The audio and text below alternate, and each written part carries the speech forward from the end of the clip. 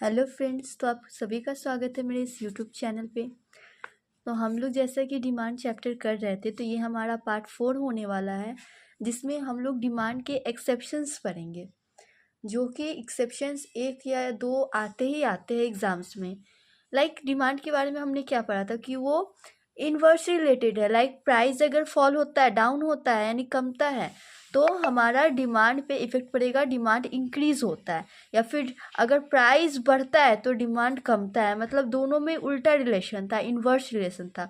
But कुछ exceptions है। Exceptions यानी क्या?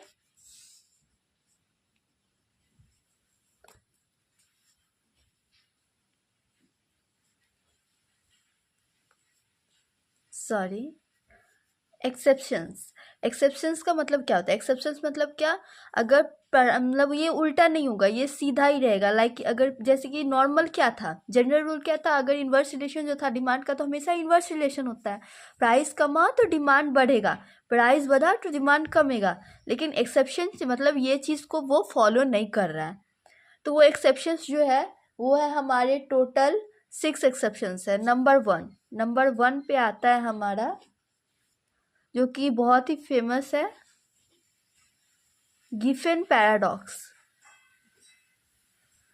गिफेन, पहले मैं सब लिखवा देती हूँ तो आप लोग भी नोट कर लीजिए मेरे साथ साथ। गिफेन पैराडॉक्स, और मैं सारे लिखवाने के बाद मैं इसको अच्छे एक एक करके समझाऊंगी। एंड द सेकेंड वन है speculation. Speculation. And the third one हमारा होगा बैडवेगन effect. And the number 4 is conspicuous. And the number 5 हमारा conspicuous हो गया। Yes, share and speculations. Share and ये and है, ओके। स्पेकुलेशन, या फिर आप लिख सकते हैं speculative market. And the 6th one is Veblen effect. तो इसमें क्या होता है ना, वेबलन इफेक्ट जो है, मतलब इसमें क्या होगा कि ये 6 जो है ये हमारे जो डिमांड है उसके एक्सेप्शंस है, ओके। तो 6 जो डिमांड के एक्सेप्शन, यानी कि ये जो हमारा जनरल रूल है डिमांड को लेकर के, कि जैसे कि यहाँ पे हमारा जनरल रूल क्या था, रुकिए मैं लिख के जनरल रूल था हमारा, अगर डिमांड बढ़ता है, या फिर ऐसे देखिए, अगर प्राइस इंक्रीज होता है तो डिमांड डिक्रीज होता था, या फिर अगर प्राइस डिक्रीज होता है तो डिमांड इंक्रीज होता है। ये हमारा जनरल रूल था। बट ये एक्सेप्शंस है, यानी इसमें ये सारे लागू नहीं होते, इसीलिए इसे एक्सेप्शंस में रखा गया है, यानी इसे अलग से हटाकर रखा गया है। मतलब ये छोड़ करके ये जनरल रूल माना जाएगा। तो जो पहला है हमारा गिफेन पैराडॉक्स का मतलब क्या होता है? अगर प्राइस कमा, ऐसे एरो देकर लिखिएगा, ये पी मैं सैम्बल प्राइस को देकर दे रही हूँ, जो कि इकोनॉमिक्स में होता है, यूज़ होता है। अगर प्राइस जो है वो डाउन हो रहा है, यानी कम रहा है, फॉल हो रहा है, तो डिमांड को, जनरल रूल में क्या होता था, अगर प्राइस कमता था तो डिमांड बढ़ता था। बट इसमें क्या है कि डिमांड को कोई इफेक्ट नहीं पड़ेगा, मतलब डिमांड नहीं बढ़ेगा, क्योंकि ये जो है हमारा, जो है हमारा क्या, फर्दर गुड्स की तरफ शिफ्ट है, shift of best alternative. Shift to best alternative. मतलब ये जो डिमांड है, डिमांड में जो है हमारा नो इफेक्ट, ओके। ऐसे लिख लीजिएगा ताकि आपको समझ आएगा। इसका मैं एग्जांपल देती हूँ। अगर प्राइस कमता है तो पहले क्या होता था ना, डिमांड बढ़ जाता था। लेकिन हमारा अगर कुछ कुछ ऐसे होते हैं कि प्राइस अगर किसी सामान का कम रहा है, तो हम लोग देखेंगे कि उसी में दूसरा कौन सा गुड्स है जो उतना ही प्राइस में आ जाएगा, हम लोग उसकी तरफ चल जाते हैं, इसको ज़्यादा ना लेते हुए। ऐसा होता है मार्केट में। तो उसको जब वो वैसा अगर कंडीशन आता है कि प्राइस अगर फॉल भी हो रहा है, कम भी हो रहा है, तो डिमांड नहीं बढ़ रहा है, वो बेस्ट अल्टरनेटिव, मतलब दो चीज़ देख रहे हैं कि सेम प्राइस पे अब आ रही है, तो इस ये बेटर है या ये बेटर है, वैसे करके वो बेस्ट अल्टरनेटिव में शिफ्ट कर जाते हैं, बट डिमांड बढ़ता नहीं है। तो वो हो जाता है हमारा Giffen paradox. And the second word is speculation. Speculation क्या होता है? अगर स्पेकुलेशन में क्या होता है ना कि अगर प्राइस इंक्रीजेस, प्राइस अगर बढ़ रहा है तो डिमांड जो है, डिमांड भी बढ़ेगा। यानी कि नॉर्मल जो जनरल रूल था, जनरल रूल में क्या होता था, अगर प्राइस बढ़ रहा है तो डिमांड जो है वो कम था, इन्वर्स रिलेशन था ना। इसमें दोनों बढ़ रहा है। वो कैसे? ब्रैकेट में लिखिएगा future expectation. Future expectation, future expectation कैसे हो गया ये हमारा?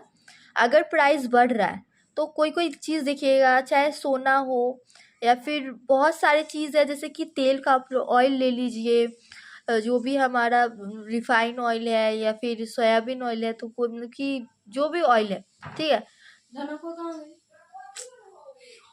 तो ये जो स्पेकुलेशन है, स्पेकुलेशन का मतलब क्या कहा मैंने? प्राइस अगर इंक्रीज हो रही है तो डिमांड डिक्रीज होने के बजाय ये भी इंक्रीज होगी, क्योंकि हम लोग ना फ्यूचर एक्सपेक्टेशन लगा लेते हैं। फ्यूचर एक्सपेक्टेशन कैसे लग जाता है ना हमारा, कि आप देखिएगा जैसे कि हमारा घर में सरसों का तेल हुआ या सोना चांदी हुआ, उसका जब प्राइस बढ़ेगा ना, तो जब धनतेरस का टाइम हो या पूजा का टाइम हो, तो वो क्या होता है ना कि जब प्राइस बढ़ रहा है ना, तो भी हम लोग क्या एक्सपेक्ट करते हैं कि फ्यूचर में और प्राइस बढ़ेगा। और ये ज़्यादातर कब देखा जाता है? इन एन एग्जाम्पल शेयर्स में। जो भी ट्रेडिंग करते हैं, शेयर मार्केट चलाते हैं, वो लोग बहुत अच्छे से जानते होंगे कि अगर कोई भी शेयर का प्राइस बढ़ रहा है तो वो लोग एक फ्यूचर एक्सपेक्टेशन लगा लेते हैं कि फ्यूचर में उसका प्राइस और बढ़ने वाला है, इसलिए वो उसे स्टॉक करके मतलब शेयर को जो है वो ले लेते, खरीद लेते, इसलिए उसका डिमांड भी हाई हो जाता है। बहुत सारी चीज़ें जैसे कि मैंने बताया कि अगर तेल का ऑयल का जो प्राइस है वो बढ़ रहा है और हमें पता है कि फ्यूचर में, हमें फ्यूचर में लग रहा है कि नहीं वो और बढ़ने वाला है, तो देखिएगा कि घर में ना स्टॉक करके लोग पहले से रख लेते हैं। कोई भी चीज़, ग्रॉसरी की चीज़ या कुछ भी चीज़ की पता चलती है कि प्राइस अब बढ़ने वाली है, तो हम लोग पहले ही खरीद लेते हैं। इसलिए प्राइस अगर हाई भी रहा और तो भी डिमांड हाई रहता है, वो किस लिए? तो फ्यूचर एक्सपेक्टेशन में। लेकिन जनरल रूल में क्या था? अगर प्राइस इंक्रीज तो डिमांड डिक्रीजेस, इसीलिए तो इसे एक्सेप्शंस में रखा गया है। आई होप आप लोग समझ पा रहे होंगे क्या मैं बोलना चाह रही हूँ। And the third word is bandwagon effect. तो बैंडवैगन इफेक्ट क्या होता है? बैंडवैगन इफेक्ट का ना जनरली मतलब है फैशन के साथ चलना। फैशन के साथ कैसे? लाइक जैसे कि जो अभी चल रहा है, ठीक है, अभी के इन्वायरमेंट में जो चल रहा है। अच्छा, मैं एक एग्जांपल देती हूँ। जैसे कि वही विंटर सीजन अभी स्टार्ट ही हो जाएगी ना अभी आने वाली, तो फिर क्या हो गया ना, विंटर सीजन में देखिएगा बहुत लोग हैं जो स्वेटर पहन के घूमेंगे। वो अलग बात है कि हम लोग पहले स्वेटर नहीं पहनते हैं जब तक आसपास के माहौल में किसी को पहने ना देखें, तो वो अलग सी चीज़ है। लेकिन ठंडी के टाइम में देखिए यार, ठंडी के टाइम में ना वो लोग जब ठंडी टाइम में निकलते हैं, बैडमिंटन खेलते हैं।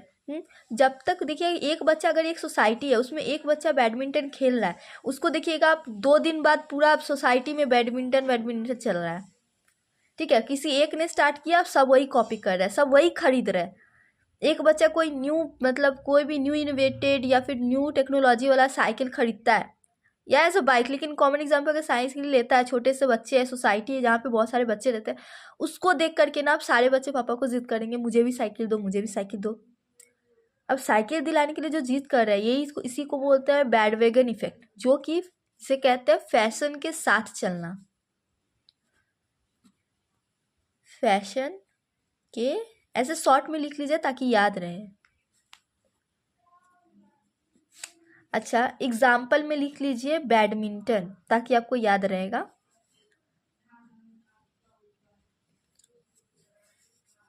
ओके, तो जो है अब हो गया हमारा कॉन्स्पिशियस। पहले देखिए हम लोगों ने क्या पढ़ा, ये एक्सेप्शन है, यानी जनरल रूल के एकदम खिलाफ है। तो एक्सेप्शन की क्या हो जाता है? Given paradox. एंड प्राइस अगर कम भी रहा है तो भी डिमांड नहीं बढ़ेगा, हम लोग बेस्ट अल्टरनेटिव दूसरे प्रोडक्ट की तरफ शिफ्ट कर जाएंगे। And the second one is speculation. Speculation मतलब क्या? Future expectation. अगर प्राइस बढ़ रहा है तो हम लोग डिमांड नहीं कमाने की जगह और बढ़ जाता है, क्योंकि हम लोग को लगता है क्या कि फ्यूचर में उसकी प्राइस और बढ़ने वाली, तो हम लोग पहले से ही वो चीज़ खरीद लेते हैं।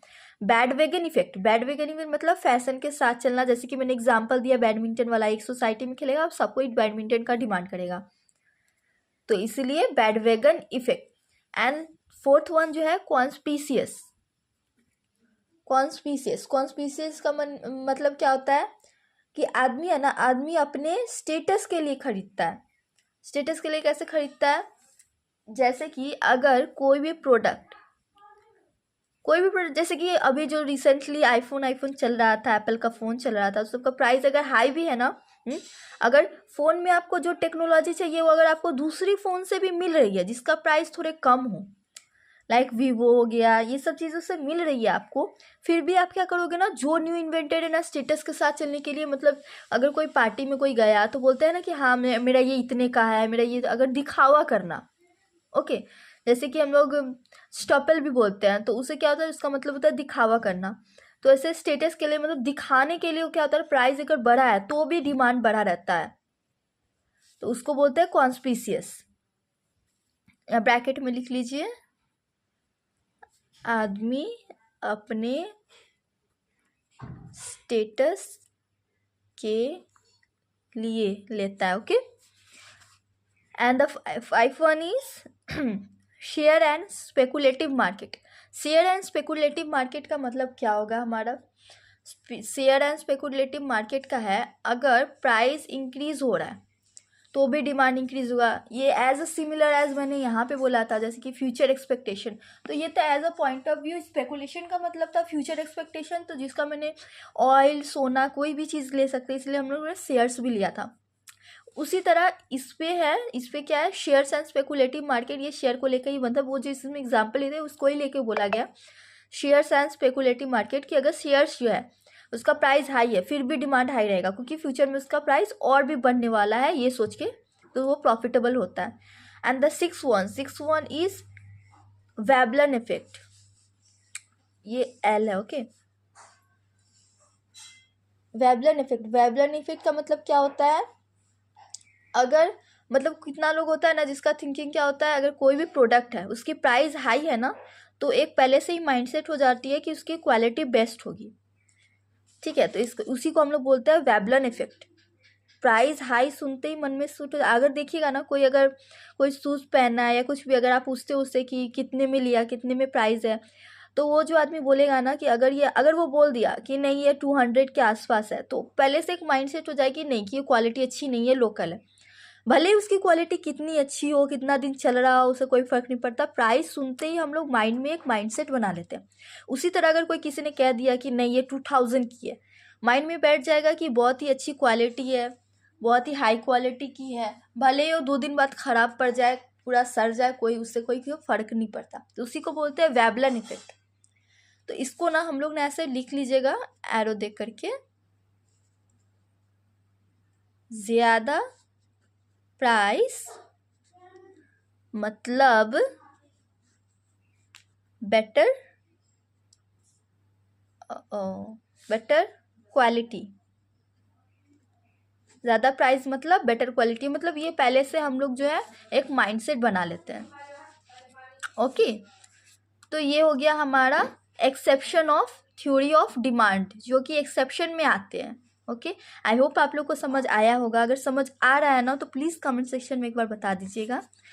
और हाँ, जो लोग आप लोग जो है ये कि फर्स्ट टाइम ये वीडियो देख रहे हो, तो उनसे मेरा एक रिक्वेस्ट है कि इससे भी बेटर मैंने बेसिक्स क्लियर किए हैं, जिसके कारण आपको पता चलेगा कि ये जनरल रूल कैसे था, मतलब इंक्रीज डिक्रीज तो मैंने यहाँ पे भी बताया, लेकिन वो कैसे था, बहुत सारे एग्जाम्पल्स दिए हैं, इलास्टिसिटी ऑफ प्राइजेस पर आया, मतलब बहुत सारी चीज़ें हैं कि जो मैंने उसमें बताया है। तो आप लोग से एक रिक्वेस्ट है कि अगर आप लोग न्यू हैं तो मेरे चैनल को सब्सक्राइब भी कर दीजिएगा, एंड उसमें जा कर के आप फर्स्ट वाले लेक्चर है, ऐसे कि ये तो पार्ट 4 है ना, वो सारे देख करके बेसिक भी क्लियर कर लीजिएगा, ओके। एंड अब अगर कोई प्रॉब्लम है या फिर कोई चीज़ है जो इसमें नहीं समझ आ रही है तो कमेंट सेक्शन में ज़रूर इन्फॉर्म कीजिएगा।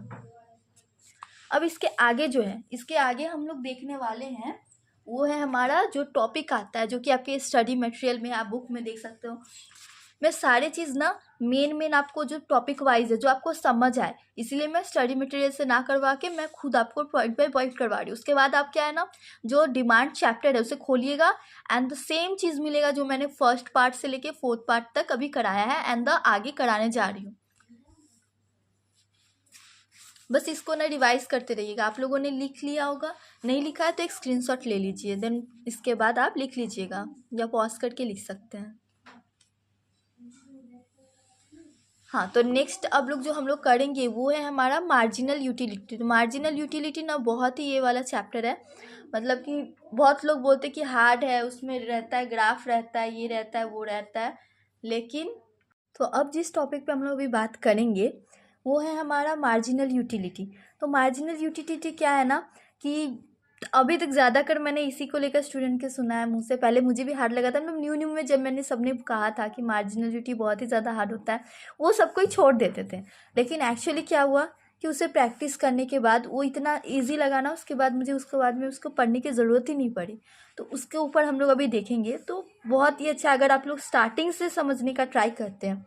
ओके, तो ये जो हमारा पॉइंट होने वाला है वो है हमारा मार्जिनल यूटिलिटी के ऊपर, यूटिलिटी। ओके, तो ऐसे हेडिंग दे दीजिए अपने नोटबुक में and the point was point. एक काम कीजिए, अभी ना आप लोग लिखिएगा नहीं, अभी मैं आपको समझा देती हूँ अच्छे से, देन बनाने के बाद आप स्क्रीनशॉट ले लीजिएगा या फिर वीडियो को बंद करके लिख लीजिएगा, ठीक है। ऐसे में क्या होगा कि आपको समझ आ जाएगा पूरा। उसके बाद ना आप मार्जिनल यूटिलिटी आप किसी और को भी बता सकते हो, और इसके बाद जाकर घर में आप इसको रिवाइज ना दो ना, फिर भी आप एग्जाम में अच्छे से कर लोगे।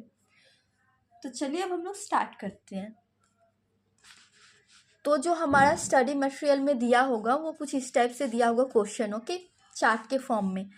Like first of all unit दिया होगा, जो कि हम लोग ले लेते हैं 1 2 3 4 5 6 7, ओके, मतलब कुछ भी हो सकता है नंबर्स वगैरह, लेकिन हम लोग ऐसे समझने के लिए अभी मैं एक बना रही हूँ, ओके। इसके बाद हम लोग ले लेते हैं मार्जिनल यूटिलिटी।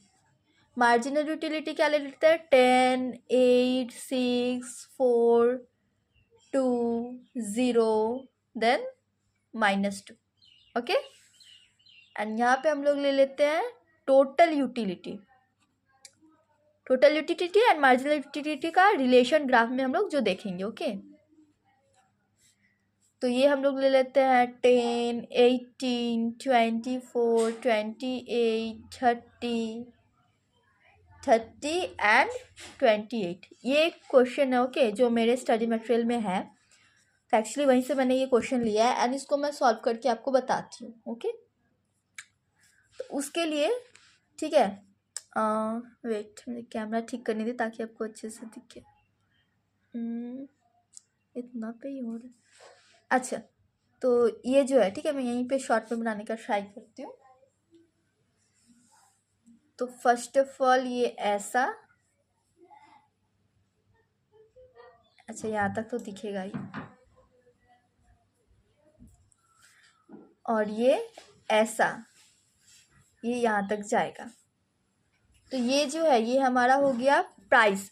प्राइस को लेके वाई देते हैं ना, मतलब प्राइस को इंडिकेट करते वाई, इतना मैंने फर्स्ट वाले पार्ट में बताया ही होगा कि इधर हम लोग वाई लिखते हैं एंड इधर जो है इधर हम लोग एक्स लिखते हैं। और ये जो होता है ये होता है हमारा ओरिजिन, ये होता है हमारा ओरिजिन, ओके। तो इसमें हम लोग क्या करेंगे ना, सबसे पहले ये ओरिजिन है, ओरिजिन से नंबर असेंडिंग ऑर्डर में इधर भी एंड द इधर भी बढ़ता है, इतना तो हम लोग पहले पार्ट में डिस्कस किए हैं। तो सबसे पहले हम लोग ये नंबर सेट कर लेंगे, जो कि हमारा होगा marginal utility and total utility को इस तरफ, and the second one is units इधर लिखेंगे, ओके। यूनिट्स जो है वो इस side and marginal utility and total utility इधर रखेंगे। तो हम लोग इसको रखना है तो इन दोनों का नंबर देखिए थोड़ा थोड़ा अलग है। अब इसको छोटे से बड़े में कैसे ले जाएं, तो सबसे शॉर्ट में हम लोग ट्राई करेंगे इसे रखने का, जो कि पहले तो यहाँ पे हम लोग 1 से ले जाते हैं, okay, 1 2 and the first and second point के बीच में गैप सेम होना चाहिए, इतना हमें ध्यान रखना है। 3 4 5 6 7, ओके, 7 तक यहाँ पे लेकर गया हम लोग एंड द मार्जिनल यूटिलिटी जो है वो हम लोग यहाँ से लेके जाएंगे 5 से लेते, क्योंकि इसके बीच में बाकी सारे नंबर्स आ जाएंगे। 5, 10, 15, 20, 25 and the last one is 30। तो ऐसे जो हम लोग ले लिए, इस सब के बीच में गैप सेम रखिएगा एंड इन सब के बीच में सेम रखिएगा। तो ये हम लोगों ने यूनिट्स लिया है और इधर लिख लीजिए marginal as well as total utility. Okay, वो इस तरफ से रहेगा, यूनिट हम लोग इधर से करेंगे। तो अब इसको हम लोग ग्राफ बनाते हैं। तो जब हमारा सबसे पहले क्या मार्जिनल यूटिलिटी देखते हैं। ओके वेट, तो सबसे पहले हम लोग क्या करेंगे, मार्जिनल और टोटल यूटिलिटी दोनों का रिलेशन एक ग्राफ में देखना होता है। मतलब रिलेशन है, मतलब यहीं पे दिखेगा। तो पहले मार्जिनल यूटिलिटी करते हैं।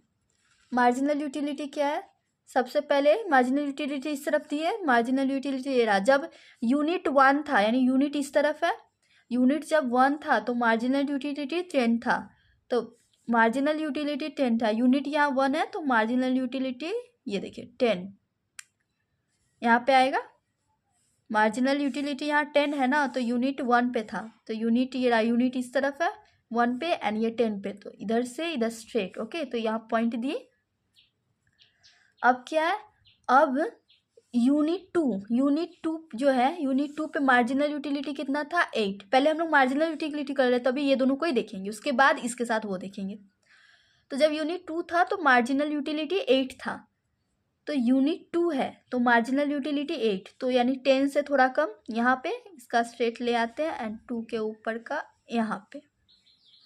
ठीक है, और जब यूनिट 3 था तो मार्जिनल यूटिलिटी कितना था 6 था।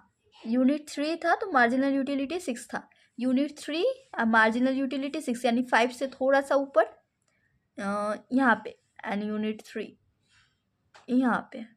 ओके, अब क्या है, जब यूनिट 4 था तो मार्जिनल यूटिलिटी भी 4 था, तो यूनिट 4 यानी 5 से थोड़ा कम यहाँ पे, एंड ये भी 4 था यानी कि यहाँ पे। ओके, रुकिए यहाँ पे। अब जब यूनिट 5 था तो मार्जिनल यूटिलिटी 2 था, तो यूनिट 5 है तो मार्जिनल यूटिलिटी कहाँ पे था 2 पे था। वेट, मैंने क्वेश्चन लिखने में कुछ गड़बड़ तो नहीं कर दी ना।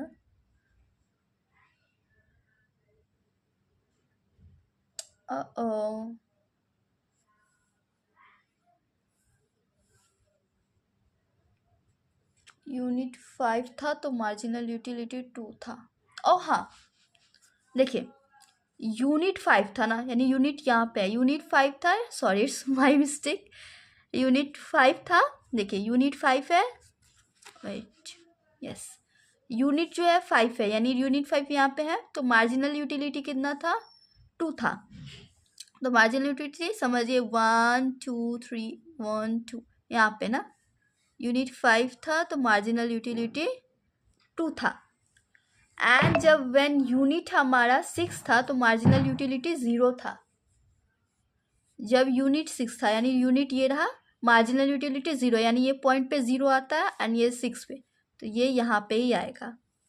एंड व्हेन जब यूनिट 7 था तो मार्जिनल यूटिलिटी -2 पे था, यानी पूरा क्रॉस करके ये नीचे चला गया, तभी जाके माइनस पे चला जाएगा। तो जब यूनिट 7 था, ओके